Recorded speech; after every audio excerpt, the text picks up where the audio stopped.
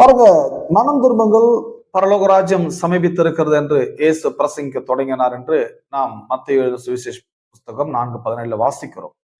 இந்த கிறிஸ்தவ சமுதாயத்துல பரலோக ராஜ்யம் சமீபித்திருக்கிறது என்று சொன்னதுனால ஏராளமான கிறிஸ்தவர்கள் பரலோக ராஜ்யத்துக்கு செல்ல வேண்டும் என்கின்ற ஒரு ஆர்வத்தில் அவர்கள் மோட்டிவேட் பண்ணப்பட்டு கொண்டிருக்கிறார்கள். ஆனால் வேதம் சொல்லுகிறது, மனுஷனை தேவன் தம்முடைய சாயலின்படியும் தம்முடைய ரூபத்தின்படியும் தம்மை போல படைத்து அவனை பரலோகத்தில வைக்காமல் பூமியில கொண்டு வந்து வைத்து பூமி முழுவதையும் ஆளுகை செய்யுங்கள் என்று தேவன் அவருக்கு ஆணையிட்டார். அப்படி என்றால் இந்த பூமி தான் மனிதன் பரலோகமாக மாற்ற வேண்டும் ஒழிய மனிதன் பூமியை விட்டு பரலோகத்துக்கு போக வேண்டும் என்கிற சித்தம் தேவனுக்கு கிடையாது. ஒருவேளை மனிதன் பரலோகத்தில் இருக்க வேண்டும் என்றிருந்தால் தேவன் மனிதனை பரலோகத்திலே உண்டாக்கி இருப்பார். ஆனால் மனிதனை பூமியில படைத்து பூமி முழுவதும் ஆளுகை செய்யுங்கள் என்று சொன்னார்.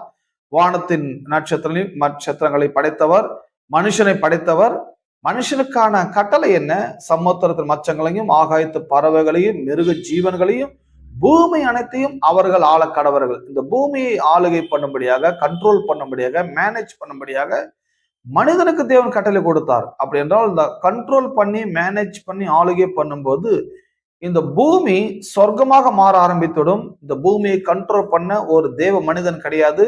இன்றைக்கும் கிறிஸ்தவ சபையிலே, கிறிஸ்தவ சமுதாயத்திலே பூமியை வெறுக்கிறார்கள், பூமியை நிராகரிக்கிறார்கள். பூமியை விட்டுட்டு நாம பரலோகத்து போகலாம் என்று ஜனங்களுக்கு பிரசங்கிக்கிறார்கள்.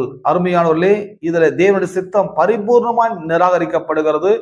தேவனுடைய சித்தம் மனிதன் பரலோகத்துக்கு வர வேண்டியவன் அல்ல, மனிதன் பூமியை பரலோகமாய் மாற்ற வேண்டும்.